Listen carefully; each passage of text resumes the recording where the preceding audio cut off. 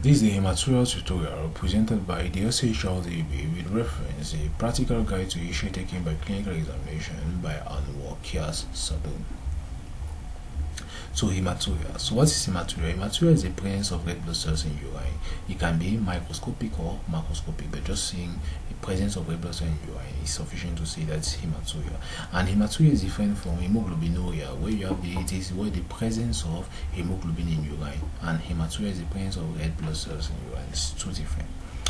So it is either gross or microscopic, macroscopic or microscopic. Microscopic is when you have greater than 5 cells per high power field, or you just have even 1 cell per high power field. That's when the microscopic hematuria. Seen on microscopy of centrifuge urine. It can result from glomerular cause or non-glomerular causes. Usually, when you have a glomerular hematuria, it is mostly a hemoglobinuria. Are you getting? A glomerular hematuria is mostly hemoglobinuria, while a non-glomerular hematuria is not a hemoglobinuria. It's much more due to the presence of red blood cells. Is it clear? So now the latter being more common, so the latter, which is the non-glomerular causes, is more common. So hematuria identity. So you have to the issue of hematuria. You have identification, chief complaint. You have issue of present complaint, duration, timing. You have the color of the urine, is it red or pink? You have intermittent or persistent, just treated with symptoms. Is there precipitating factor, like with the Foley or catheter, strenuous exercise?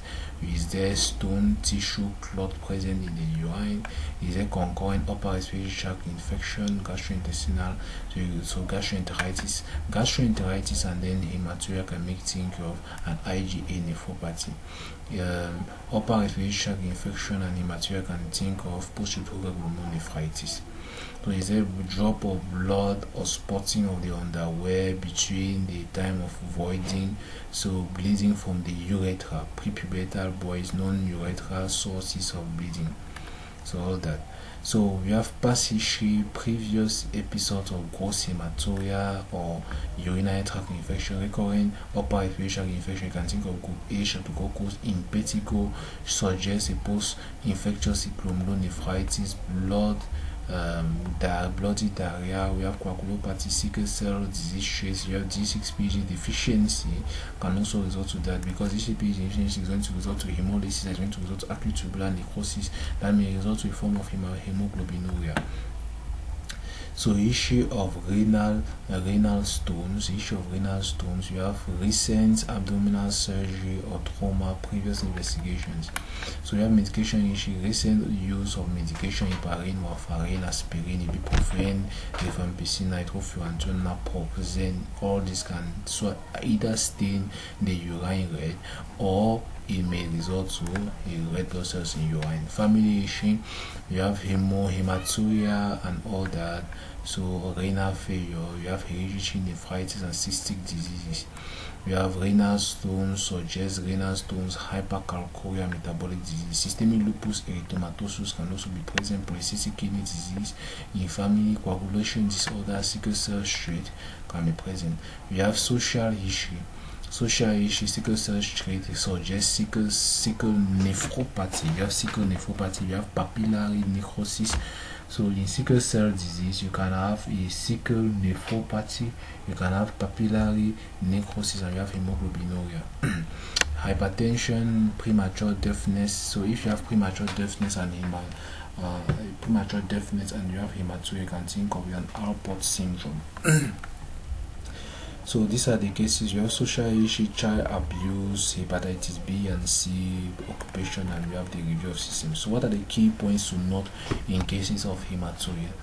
Passage of bright red, pink color urine or visible blood clots suggests urinary tract bleeding.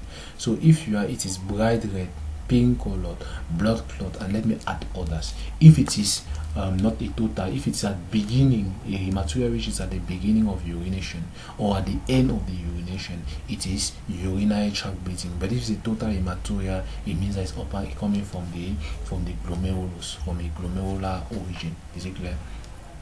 The second thing is, if you have clot in urine, it's much more urinary you say urinary tract hematuria.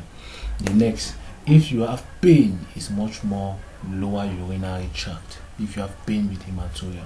The next, if you have if you see red blood cells in the hematuria, it means that the hematuria is much more. If you see red blood cells in the hematuria, it means that the hematuria is much more coming from the lower urinary tract. It's coming from the urinary tract, and it's not coming from the glomerulus.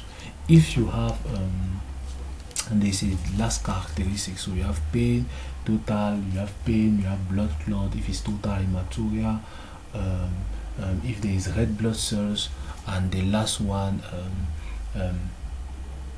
the red blood cells, and the last one is the form of the red blood cells. If the red blood cells are normal, it means that if the red blood cells are normal, it means that the hematuria is coming from the urinary tract. But if the red blood cells are Mickey Mouse appearance, that is, they are dysmorphic red blood cells, it means that they are coming from the glomerulus. They call it glomerular disorder is resulting to the hematuria. Is it okay? So those are the points that you have to put in mind. Okay, the combination of gross hematuria, fascial body edema, hypertension. So hypertension.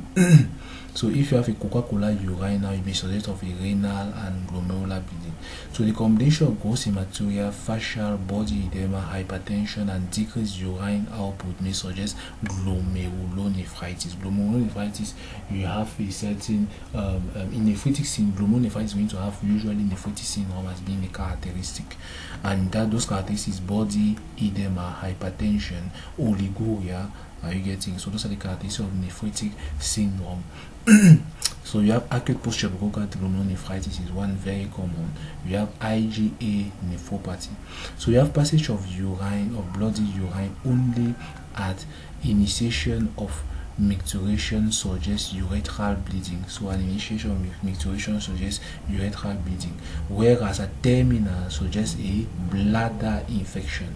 So like in the case of a trigonitis or a hemorrhagic cystitis at the end, and a constant when it's constant bleeding and suggests a case of a renal source. Hematuria that is preceded by an upper respiratory infection, in some cases of gastroenteritis or episode of impetigo, may suggest an acute post-tubercular glomerulonephritis. Hemolytic uremic syndrome may suggest acute post-tubercular glomerulonephritis when you have upper respiratory infection. It may suggest hemolytic uremic syndrome when you have upper respiratory infection. Hemolytic uremic syndrome may have also an episode of hematuria, and that hematuria is much more going to be hemoglobinuria and not actually hematuria. And you have the third one is inoxuline purpura. Inoxuline purpura, we have purpura nephritis, you may have also hematuria. Now IgA nephropathy is also called Berger disease.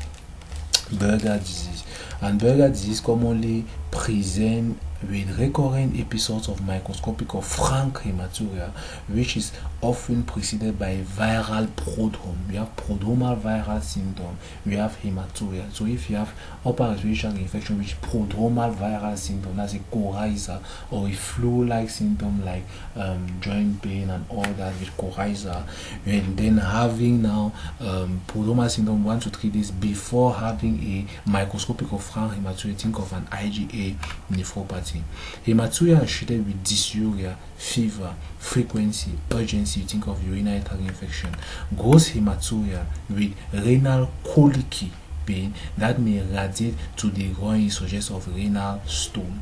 So we have painless hematuria so it's much more glomerular in origin. When you have painless hematuria, it's much more glomerular in origin. Rashes joint pain may suggest, if you have rashes and joint pain, may suggest a inoxuline purpura nephritis, much more in children, and a systemic lupus erythematosus nephritis, much more in adults and adolescents.